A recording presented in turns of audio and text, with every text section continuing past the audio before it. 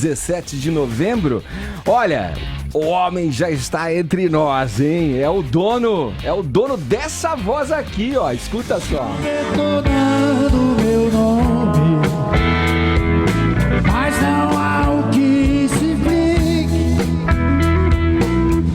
Essa postura infame tá me cheirando trambique. É trambique.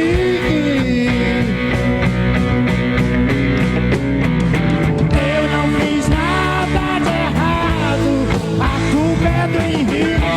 Sensacional. Aí, Odair José, seja bem-vindo, uma honra, um prazer ter você com a gente aqui para falar da vida, dos seus mais recentes trabalhos, do país. Bom dia, Edgar. Bom dia, ouvintes da Jovem Pan. Bom dia, pessoal da mesa. Bom dia. É um prazer, o prazer estar aqui. Você tá roqueirão, hein, Odair? Eu tô querendo ser uma alternativa nessa mesmice que tá por aí. Pô, muito bom. Olha, eu fico ouvindo o teu som, principalmente esses teus trabalhos. Esse negócio que você tá tocando é o ao vivo, não é? Esse aqui Nós é o ao fizemos vivo. ao vivo, que eu vi que eu errei a letra no início. É o ao Esqueci, vivo. é o ao vivo. A versão zona é ao vivo. Nós estamos com o teu disco aqui, acabamos de receber, quentinho, olha. Esse Gatos e Ratos. Esse que tá em minhas mãos, você que nos acompanha pelo YouTube. Tocou ontem numa rádio chamada Live, lá de Barcelona. Ó, brincadeira, É hein? indie. Hein, Né? Faustão? Brincadeira, grande É aí. bacana. Bacana. Descolado. Ô, Jovem. Quando eu ouço o teu som agora, esses mais recentes, o daí, eu fico pensando, seria o nosso análogo ao Neil Young, o análogo ao Bob Dylan. Acabamos de falar do Dylan, do Prêmio Nobel aí. Muito louco, Bob Dylan. Você tá nesse front Eu sempre fui. Você falou do Neil Young. Eu, em 72, eu já queria fazer um trabalho igual do Neil Young, porque eu achava muito bom o trabalho dele. E tentei fazer na época, foi quando foi montado junto comigo o Azimuth, aquele trio Azimuth. Sim. E a gente tentava lá bater aquelas violas. O André Midani, que é o presidente da empresa, me deu um disco do Neil Young para me ouvir, prestar atenção, que acho que o nome é esse, Harvest. Sim. Que é um disco genial. Harvest. E outro dia eu soube que ele tocou agora no Festival de Nova, lá nos Estados Unidos. Sim. Que ele tocou na noite, ele e o Paul McCartney. Sim, o Paul McCartney Desert Sessions. que o Paul McCartney teve que se virar, malandro, porque o Neil Young arrasou. Sabia que ele ama trenzinho elétrico, o Neil Young? Ele é muito louco, Ele é aquele muito cara, louco. Ele tem um galpão, né? Tá na biografia dele isso. Ele tem um galpão que só tem trem elétrico, trenzinho elétrico. Ele é fissurado por isso. Então você falou da pessoa certa, eu sou apaixonado pelo Neil Young. Começamos bem, Odair. Mas vamos concentrar aqui nesse teu novo disco que tá na praça, o Gatos e Ratos, em que você reafirma essa veia roqueira e que você diz que vem de um desejo lá da década de 70, né? O conteúdo dele, das letras, observando assim, cada uma das músicas desse novo disco, teu, Odair, é político mesmo. É. Dá pra gente chamar ele de um disco de protesto? Dá. Esse álbum? Dá, porque inclusive assim, são 10 faixas. Eu fiz um disco em 77, Edgar, chamado Filho de José e Maria, Sim. que uma música seguida da outra remetia à vida de uma pessoa, que é conhecido como ópera, né? Esse aí é o mesmo conceito.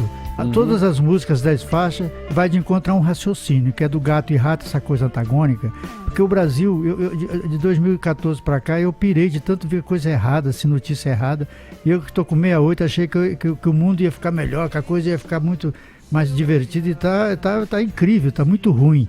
Aí o Gatos e Ratos, a ideia é essa, é chamar a atenção das pessoas. Eu queria, de uma certa forma, como compositor, com esse trabalho, dar um toque nesse povo adormecido. Parece que as pessoas não prestam atenção nas coisas. Dá um se liga mané. Pô, malandro, acorda, o negócio tá errado, a ideia é essa. Boa, aqui a gente tá ouvindo a faixa título, um trechinho de Gatos e Ratos. Quem diz pra você não errar, faz tudo errado. Agora vem comigo, além da fronteira, cruzar a barreira que nos separa dos ratos. Agora vem comigo, sair dessa roda, Odair José. pular essa corda. como fazem os gatos. É você se decepcionar, que Olha aí, meu. as É ao coisas vivo, galera. decepcionam e um convite pra sair da Pô, decepção. a gente tá passando aqui o disco, tô amando esse álbum aí. Vai lançar em vinil também? Vou, esse álbum? vou. Tem que Agora lançar, o negócio é vinil. A capa é ótima, né, cara? É um gato olhando um rato comendo um queijo. E no contracapa o gato meu. desce e come com o queijo junto com ele. Que é respeitar as diferenças. Olha Ô, aí. Daí, você falou que você veio com esse rock pra quebrar essa mesmice que tem por aí da música. Cara, tá Qual uma, é? tá uma Que mesmice chatice é essa? geral. Hã? Tá rolando? Ué, meus colegas compositores, pelo menos na minha opinião, faz tudo igual, cara. Você escuta um cara, escutou tudo. Eu digo, mas cadê a criatividade desse povo? Né? Você tá falando do Robertão? Tô falando de todo mundo. Né? De todo mundo. O Roberto é porque a gente nem fala muito, o que ele tinha que fazer, ele já fez, né, bicho? O cara foi genial. Tu pode cobrar muito dele, caras não. aí pra gente pegar essa manchete e jogar no Facebook. Eu e ganhar acho, muito like. eu acho que se você vai pro sertanejo é tudo igual, se você vai pro arrocha é tudo igual, se você vai pro pagode é tudo igual, se você vai pro axé é tudo igual. Eu digo, mas que merda é essa? Os caras só fazem uma coisa. Eu quero errar, mas quero pelo menos não ser óbvio. Sensacional. E o Odair José, Edgar, se você me permite dizer, Fala, Faustão. que é um cara que já veio no meu programa várias vezes, meu. E é um cara que se posiciona, diferente de muito artista babaca que tem por aí, meu. Pô, o Guilherme Arantes esteve aqui, você lembra, hein, Faustão? Esteve aqui também, falou em Ah, 10 grande músico, grande Falou cara. em 10 minutos o que a gente não fala a vida Não é inteira. que a gente queira falar pra agredir ninguém, mas é que realmente incomoda esse negócio. Eu acho que não só o mundo, mas falar do Brasil, porque o mundo não, a gente só vê na televisão. Você acha que vê tá no- faltando artista se posicionar hoje, Odair? Cara, é a função do compositor. O compositor não tem que ficar só fazendo música de tomar latinha de cerveja e ir pra farra, não. O cara tem que ver o que tá acontecendo, tem que falar. Boa. Ô, Daíro, o Edgar tocou ali no começo, a culpa é do Henrique. Quem é esse Henrique? Ah, vou de novo nela, vai, enquanto você fala aí, vai. Chegou Só que uma agora a hora, versão do álbum, hein? Vai. chegou uma hora que tava assim, eu ligava a televisão, eu ouvia o rádio, ouvia o jornal. A culpa é sempre de alguém. Essa coisa assim, você tava no Brasil de um momento assim. Não, mas acontece que o Fernando Henrique já fez isso também. Ou então, isso é culpa da Dilma. Ou então, isso é culpa de... Mas que tudo é culpa de alguém. A pessoa nunca tem a culpa. A culpa é sempre do outro. Sim. A responsabilidade no Brasil, de repente, vamos transferir a responsabilidade para os outros. As incompetências são justificadas Exato, na culpa de alguém. no outro. Então eu falei, deixar a piada no ar. Eu falei, a culpa é do Henrique. Aqui, ó, a versão agora, um trechinho da versão original que você encontra E fizemos uma guitarra Jimi Hendrix. em Gatos e Ratos do Odair José. Vamos ouvir um pouquinho de novo. E a culpa é do Henrique. Eu não fiz nada de errado, a culpa é do Henrique.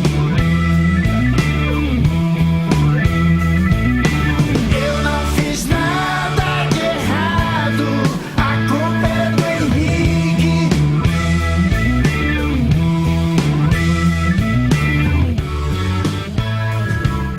Porra, estamos babando aqui no som. Ellen, fala. Que legal, pô. Eu queria entender um pouquinho, você já falou aqui que é dever do compositor, não é só um direito, é um dever do compositor se posicionar, se colocar, e toda manifestação vem em algum motivo. Quando você compôs esse álbum, essas músicas com protesto, você estava indignado com quem? Que figuras que te causam asco hoje em dia, assim? Político, Algum específico? na sua maioria. Hipocrisia da sociedade. Eu acho a sociedade muito hipócrita. As pessoas são muito hipócritas. Nesse disco eu tenho uma música, faixa 3, Moral e Moral, que é essa hipocrisia de querer não permitir a opção sexual das pessoas. Eu acho que Patrulhamento, né? patrulhamento total, cara. Eu acho que eu sou da década de 70, tive talvez foi um repertório mais censurado no Brasil pela a conhecida censura do governo. Dizem que primeiro Chico Buarque, depois eu, não sei.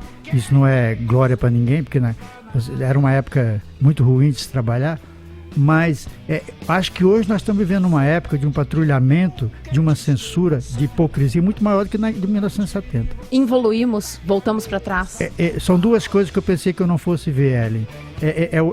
Esse progresso da tecnologia e o ser humano andando para trás. Aqui é um trecho de Moral e Moral, faixa 3, de Gatos e Ratos de Odair. Uma mente doente que não sabe aceitar um desejo normal. uma ajuda aqui, ó. A gente fez a pergunta sobre o cenário político conturbado, se é dever do artista se posicionar. A Ellen falou sobre isso. Eu acabei de colocar aqui no Pinapã, estava ocupado aí, a seguinte pergunta.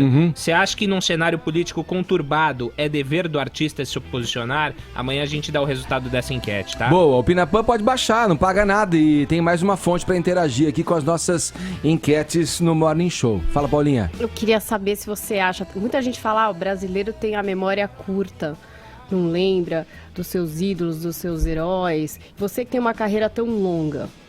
Eu acho que o brasileiro é meio desinformado mesmo. Esse negócio de memória curta é desculpa.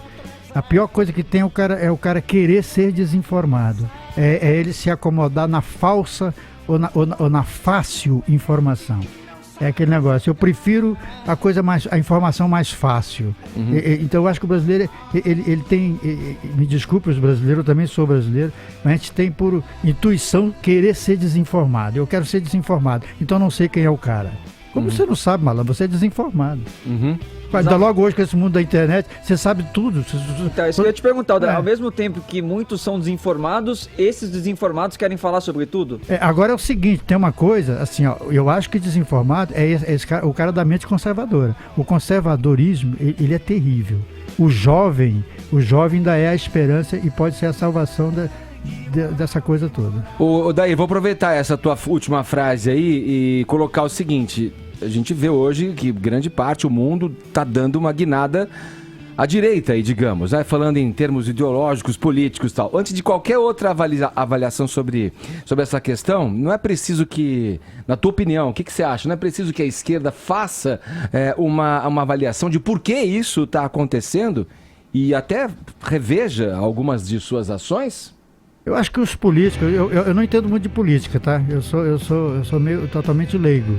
Então, quer dizer, se eu falar alguma besteira, que me desculpe vocês aqui, os ouvintes. Mas eu acho que o político no Brasil, o político mesmo, com algumas exceções, nunca teve direita nem esquerda. Eles são muito oportunistas, eles vão pro lado que tem.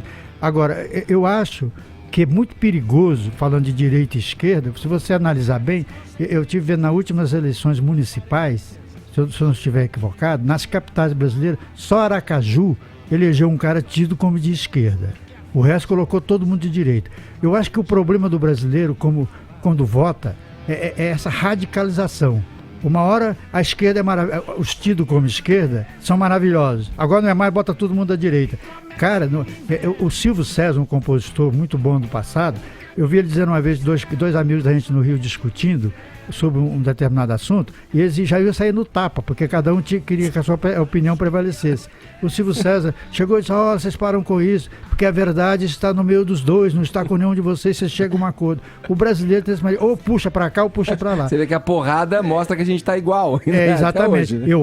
Eu acho que a radicalização, nós estamos agora, o mundo está indo para a mão da direita, tem que ter cuidado com isso. Fala, Paulinha. Tem gente aí, às vezes, em passeata que pede intervenção militar, volta a falar de ditadura. Você Ontem que em Brasília isso, pediu, né? O que é que foi a ditadura para um artista? Eu acho, olha, o governo militar, eu me lembro que em 64, eu sou lá de Goiás, eu estava na Praça Cívica, lá no Palácio das Esmeraldas, lá tinha um governador chamado Mauro Borges, que estava em cima do prédio lá, dando banana para uns aviões que sobrevoavam, porque iam tirar ele de lá para colocar um coronel chamado Meira Matos. Foi a primeira coisa que eu vi, os militares tomaram o poder, porque disse que o comunismo estava se alastrando pelo Brasil. O comunismo que eles falavam era o João Goulart, que era um homem bom, era um homem... os militares hoje não vão para o poder, não tem como, acho que não existe nesse espaço, nos dias de hoje nem eles querem isso. Mas é que, e também não concordo que o governo militar, ele, em determinado momento, ele fez até coisas boas, mas o cara que vai para a rua pedir para botar militar no poder, está desrespeitando o próprio militar. Eu acho que o militar não quer mais isso. Mas o que o povo não tem que... Aquele negócio de ontem, por exemplo, eu vi meios de comunicação dizendo os vândalos invadiram. Também não é vândalo. Eu acho que o que está acontecendo é que os políticos eles têm que respeitar mais as pessoas. Evidentemente que existe por isso que tem gatos e ratos. A ideia é essa. A coisa está muito confusa. Agora, governo militar, eu acho que nem o militar quer isso e nem queria naquele momento. Eu acho que houve um susto, aquele negócio, o comunismo vai tomar conta do Brasil. E eu, pelo que vivi naquele momento, eu acho que hoje está muito pior. Me parece muito razoável, né, a proposta, para não dizer óbvio, né, a proposta da capa, onde você coloca o gato e o rato, que são inimigos dentro da cadeia alimentar ali, né, convivendo junto com suas diferenças, né. Aproveitando o que a Paulinha puxou, dos tempos idos de ditadura e dificuldades, como você colocou, um período difícil para se trabalhar, você citou o Chico Buarque, né? Chico chegou a usar, né, um pseudônimo de Julinho de Adelaide para escrever umas coisas e dar uma driblada na censura. Uma atitude corriqueira tua, você chegou a ser convocado para ir dar um depoimento sobre determinada música sua nesses tempos aí, enquanto compunha novos trabalhos durante a ditadura militar, daí? Fui algumas vezes. Escreve pra gente uma das situações. Quando fiz, a primeira vez que eu fui, eu morava no Rio, eu fiz uma música em 72 que eu conto a história de um cara que se apaixona por uma prostituta. Que eu sempre achei esses temas muito bons. Eu falei da prostituta, falei da empregada, falei da pílula, que eram assuntos bons. Eu me considero um cronista, essa aí que tá de fundo. E essa música... Tô ligado aqui. Tá ligado. E essa música, ela vendeu na época 1 milhão de compactos, não tinha 1 milhão de vitrola no Brasil. Então ela fez um sucesso muito grande. E a gravadora não queria que eu gravasse, porque como é que vai fazer uma música falando que tá apaixonado por uma prostituta? Eu falei, cara, deixa eu fazer meu negócio. Se eu errar, errou. E quando a música fez muito sucesso, foi a primeira vez que eu fui chamado num prédio na Senador Dantas, no Rio de Janeiro, para falar com os caras fardados de verde, para o cara me dizer, eu recebi uma carta através da editora Euterp, que é onde a música é editada, para dizer que eu tivesse mais cuidado a partir daquele momento com as minhas colocações em letras. Eu não entendi, falei, mas por quê? Porque eu vou tirar você desse lugar, para esse momento não é apropriado. Aí eu falei, tá, entendi. E a partir dali, toda música que eu ia gravar, eu tinha que mandar para censura. E passei a ter um parceiro, um produtor extra, que era os censores do governo. Os caras receberam, então, como esse lugar sendo o Brasil. Eu vou tirar você daqui que o negócio tá ruim. Negócio do poder e tal. Negócio do poder. Existe... E, na verdade, você estava se referindo a uma casa de meretriz. Aí depois eu tive problema com Para de Tomar a Pílula, eu tive problema com várias canções. Eu tenho uma canção minha que eu escrevi em 74, que nunca consegui gravar, que é A Primeira Noite de um Homem, onde eu descrevi a primeira vez que o cara consegue ter relação com a moça e tal. Eles proibiram, eu precisava liberar o disco, e naquela época eles gravavam disco de uma forma muito mais complicada, não é como hoje, que é tudo no digital. Eu fui conversar com o cara, falei, onde eu mudo a letra aí e tal? O cara, não muda a letra, tá proibida a ideia. Falei, mas a ideia do cara transar com a moça... Suas canções têm um quê autobiográfico? Por exemplo, você já se apaixonou por uma prostituta? É engraçado que na época eu era casado com uma cantora e ela achava isso horrível, porque perguntava se ela era a prostituta. Não, eu trabalhei na noite do Rio de Janeiro e eu assisti muito isso. E eu aprendi a conviver com as putas. Eu sou apaixonado por garota de programas, por puta, qualquer coisa assim. Outro dia eu fui fazer um show aqui na Rua Augusta. Aí uma jornalista falou assim, como é que pode um cara querer ser pop se ele faz sucesso falando que é apaixonado por uma prostituta? Eu falei para ela, minha filha, há 2 mil anos atrás, o cara aí chamado Jesus Cristo já andava com uma prostituta para cima e para baixo. Onde é que tá o errado isso aí?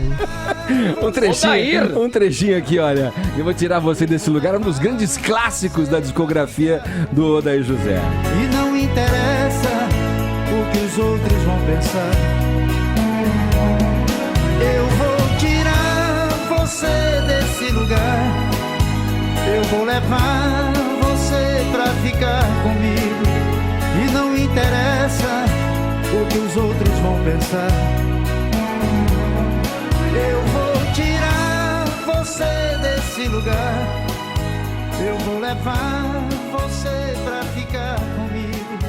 E não interessa o que os outros vão pensar. Sensacional. O Odair José conversando com a gente nessa quinta-feira aqui no Morning Show, contando várias histórias, nos entretendo, nos informando e nos divertindo. Falando besteira, né? Essa manhã aqui. Odair, segue com a gente aqui. Daqui a pouco a gente volta com o Odair José, que lança Gatos e Ratos, disco roqueiro, assim como o seu anterior, né? Também o álbum Dia 16, que já vem nessa verve mais visceral, né, Odair? Tô fazendo por partes. Quem sabe um dia eu chego lá. Deixa eu puxar puxar um assunto Ô, com Edgar, e você percebe quando o artista é bom, quando vem gente que nunca veio aqui no estúdio tirar foto. você. Tirar foto. Pô, os caras estão descendo tudo pra tirar foto aqui. Ô, Dairu, Guilherme Arantes, como eu falei, teve aqui com a gente na semana passada, entrevista também fantástica, franca, falando abertamente sobre várias questões, inclusive sobre as questões relacionadas aos alteradores de consciência. Aí. Qual a influência das drogas no teu trabalho? Você chegou a enveredar por esse lado? Como é que é, e se enveredou, como é que é estar compondo e criando sob efeito de alucinógenos, enfim, das drogas? Eu comecei minha vida muito careta, sempre fui careta, acho ser careta o máximo. Eu tenho uma música minha do disco do Filho José Maria que diz que o estado de lucidez é a maior loucura que o cara pode, né, viver. Mas eu, em determinado momento da minha vida, eu fiquei muito na boemia. Então, lá no Baixo Leblon e tal, não tinha como. A bebida, a maconha, a cocaína, tudo isso fazia parte. E foi um período e a coisa às vezes fica mais pesada, né? Você vai aumentando a dosagem das coisas. E você não consegue, pelo menos, você não consegue produzir bem, né? Acho eu. Eu fiz muita pouca coisa aproveitável nesse período. E eu acho até que não foram trabalhos relevantes, que você fica meio fora de foco, você fica, sei lá, a maconha você fica adormecido, a cocaína você fica nervoso demais, a bebida você fica bobo. Então, quer dizer, é um problema. Eu, graças a Deus, parei com tudo isso. Eu acho, inclusive, eu tenho uma música nesse dia chamada Açúcar Mascavo, que eu falo do excesso da droga mesmo. Tá na mão aqui, ó, pra gente já escutar um trechinho aqui, ó. Eu usei sim, aquele negócio, o cara fala, mas nunca usou, eu usei tudo, eu já fui doidão e graças a Deus faz tempo que não sou. Com cocaína você passou algum perrengue mesmo, de passar mal, coração acelerado, alguma coisa muito forte? Cara, eu em determinado momento lá no Rio, eu dividi com um músico, amigo meu, tinha um cara lá que tinha uma quantidade muito grande, ele não podia comprar sozinho, e eu rachei com ele a compra. E eu fiquei com aquele pacote enorme e comecei a usar aquilo. E de repente eu achei que eu ia morrer, entrei numa paranoia. E o meu momento de lucidez foi que em determinado momento eu fui, joguei tudo aquilo no vaso e dei uma descarga. Porque senão acho que a coisa tinha desandado. Aqui, ó, Açúcar Mascavo, então, do Odair José, pra gente ouvir um trechinho aqui. É preciso aprender a sentir o perfume no ar. A dama da noite é diferente do cravo. Pra não confundir um cheiro com outro. Cuidado com o excesso de açúcar mascavo. Você é meu vício, eu sou seu escravo. Meu dose de açúcar. Tá muito alto. Olha só, você falou agora, quando o Edgar colocou a música, você falou, peraí, deixa eu lembrar da letra. Isso é consequência do uso de maconha? Não, eu parei faz muitos anos, eu tô em forma. Odair, você falou dessa história dessas músicas de balada, né? Que tá acontecendo aqui no Brasil. Você tem alguma teoria pro começo disso? Eu tenho uma brincadeira sobre isso. O Brasil tá baladeiro demais e faz tempo. Pô, o Guilherme Arantes falou isso também. Olha que louco. Horror, cara. Não que a balada seja ruim, mas tudo em excesso, é como diz o Açúcar Mascavo, tudo em excesso dá merda. Tudo música pra tomar uma breja, né? Porra, os caras tudo uns baladão, cara. Aí eu acho que é assim, é uma brincadeira. Eu conheci o Julio Iglesias antes dele fazer sucesso no Brasil. Eu fui participar de uns festivais aí fora, quer dizer, essa gravadora manda você pra fora, Porto Rico, sei mais aonde e tal. E eu conheci o Julio nessas pegadas lá. E ele veio pro Brasil, ele tinha gravado um disco, e na época ele gravava na Poligram, e eu também. Aí trouxeram ele pra cá e ninguém queria andar com ele pra cima e pra baixo, porque ele era um mala. Os caras achavam que era um mala. Não, os caras achavam, ele não era, ele era gente boa. E eu tinha um campo de futebol no Rio, ele tinha uma história que ele tinha sido goleiro do Atlético de Madrid, uma coisa assim. Empurraram ele pro meu campo lá, daí cuida do espanhol aí. E eu trouxe na época o espanhol aqui pra São Paulo. A única pessoa que conhecia ele em São Paulo era um disc-jockey chamado Barros de Alencar, que tinha gravado uma versão dele. Eu levei o Julio Iglesias para cantar num programa que o Barros tinha chamado Show dos Bairros, um negócio aí que tinha na antiga TV Tupi. E o Julio Iglesias dizia pra mim, ou você era o maior cantante do mundo. Eu dizia, pelo amor de Deus, eu pensava que isso não aconteça, porque esse cara é muito ruim, que é uns boleros danados. E o cara terminou fazendo muito sucesso. E eu acho que no Brasil, por exemplo, me desculpa o Roberto, até o próprio Roberto, com a preocupação daquele grande sucesso do Julio Iglesias, quis competir com o Julio Iglesias e parou de fazer umas coisas mais modernas e foi para aqueles boleirão todo que a América Latina faz, é bolero. E acho que depois disso, cara, acho que o Julio Iglesias foi um mal. Ele é gente boa, mas ele fez um mal danado. Eu acho que daquele momento de Julio Iglesias, e não pode deixar o Julio Iglesias no Brasil, todo mundo queria ser o Julio Iglesias, inclusive o próprio Roberto. As pessoas começaram a gravar as músicas do Julio Iglesias. Depois lançaram um violão muito bom no Brasil. Um violão canadense. Não, um canadense que tem, eu até tenho um lá em casa. Como é que chama aquele violão que todo cara de balada usa ele? Também foi outro mal. Eu acho que esse negócio do Julio Iglesias é o ponto principal. O Julio Iglesias fazendo muito sucesso no Brasil, o Roberto Carlos incomodado com aquilo, começou a fazer aquilo também e virou esse baladão. Aí o Leandro e o Leonardo faz baladão, o outro faz baladão. Do sertanejo, até Ivete Sangalo canta balada às vezes. Daí tem um cara aqui que quer fazer uma pergunta pra você. Brincadeira. Eu gostaria primeiro de cumprimentar o Odair, mas é de pedir aquela música da pílula. Tem aqui, Silvio. Olha aí, pô. Quer ela? Aqui, ó. Pare de tomar. Essa é a que eu mais gosto. Você toma uma pílula, Silvio? Eu me identifico, porque eu tenho 85 anos. Então, eu preciso tomar muita pílula. E aí eu queria perguntar pro Odair se ele toma também a pílula. Tomo. É preciso. Essa aqui é uma das antigas também. Tem muita molecada, tem muito jovem eu até hoje sou conhecido como cantor da pílula. Então, daí, tem muita gente que ouve o programa que não conhece o teu repertório aí. Eu me lembro do João Marcelo, filho da Elis Regina. Ele era criancinha. Aí um dia eu entrando no pátio da empresa, eu morria de medo da Elis Regina, que ela dava esporro em todo mundo. E eu tô descendo do carro da Elis Regina de vestido com aquela criança no pátio, me chamando, vem cá. Eu falei, lá vem bronca, né? Aí eu fui, tá o garoto agarrado atrás da saia dela, já fala com o cantor da pílula, você não queria conhecer ele. O cantor da pílula, até hoje sou o cantor da pílula. E é porque a música foi proibida, imagina se não fosse. Então, olha aí. Ela foi proibida. Foi uma das últimas. Conta a circunstância em que ela foi proibida. Essa música, eu fiz a música, a sugestão de um amigo meu. Qual o ano dela, daí? Ela é de 73. Um amigo meu sugeriu que eu devia fazer uma música sobre o anticoncepcional. Eu falei, cara, como vou falar de anticoncepcional numa música? E ele ficava no meu pé para fazer, um radialista do Rio de Janeiro. Aí um dia fiz um refrão, falei, legal. Eu mostrei pra empresa, o diretor ficou louco, gravamos a música, lançaram um compactozinho de uma fralda, entendeu? Entregaram aquilo nas rádios, foi uma loucura. A música em uma semana, ela saiu do nada pro primeiro lugar. Na segunda semana o governo proibiu, né? O governo proibiu a música e eu fui levado para conversar com o chefe da censura. 73, quem era? O Médici, não é? Por aí. Eu fui levado para conversar com o cara para tentar liberar a música. Eu, naquele momento, eu era um artista contratado pela TV Globo, então eu tinha aquela força toda, toda hora estava na mídia. Aí eu fui lá conversar com os caras para liberar a música, né? Aí o cara disse para mim que não podia liberar porque o governo tinha um projeto de distribuir pílulas anticoncepcionais nos hospitais para o controle da natalidade.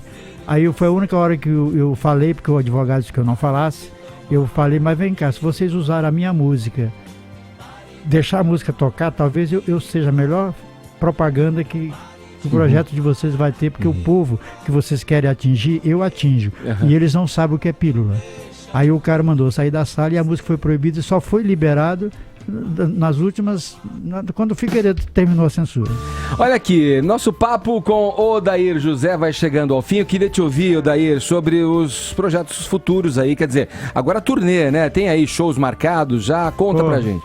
Eu tô com esse disco aí, vou fazer o show pelo Brasil, começando por São Paulo, Gatos e Ratos. A gente ainda não tem o espaço e o dia, que o disco está saindo agora, mas vou começar por São Paulo, depois devo passar pelo Rio, vou rodar o Brasil. Eu quero mostrar o trabalho para as pessoas. Odair, obrigado por ter me recebido aqui. É um prazer, uma honra falar com você, ouvir todas essas histórias que você contou pra gente aqui nessa manhã de quinta-feira. Eu tenho certeza que seu disco vai arrebentar aí. Pô, cara, obrigado pela força. Você vai tocar no circuito indie agora. Obrigado pela força. Você vai Falei que ele era indie. O Odair vai, é o hype indie.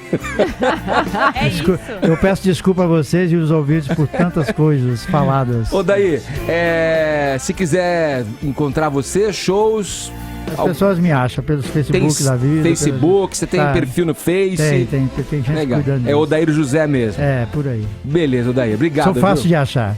Sou figurinha fácil. Um abraço, Edgar. Obrigado, Odair José com a gente. Aqui um trecho de Gatos e Ratos, faixa título do trabalho mais recente desse grande músico, grande compositor da música brasileira. Esse aqui, ó, que você tá vendo na minha mão.